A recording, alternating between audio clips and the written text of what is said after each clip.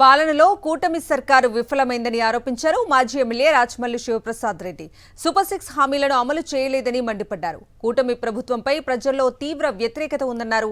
3 లక్షల జనాభా ఉన్న ప్రొద్దుటూరులో 317 మందికి మాత్రమే బీసీ లోన్లు ఇచ్చారని, మిగతా వారి సంగతేంటని ప్రశ్నించారు రాచమల్లు శివప్రసాద్ రెడ్డి. ప్రొద్దుటూరు నియోజకవర్గంలో 3000 మంది అప్లికేషన్లు పేదవారు పెట్టుకుంటే రాష్ట్ర ప్రభుత్వం మంజూరు చేస్తూ ఉండేది 300. 300 ఎక్కడ, 3 లక్షల జనాభా ఎక్కడ?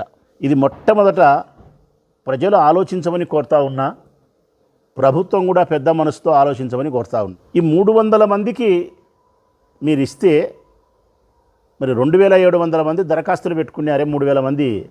ఆ 2700 మంది పరిస్థితి ఏంది? ఇప్పుడు కన్నా ఎన్నికలు ఉన్న ఫలంగా ఎన్నికలు కన్నా పెడితే 11 సీట్లు కూడా రావు తెలుగుదేశం పార్టీకి.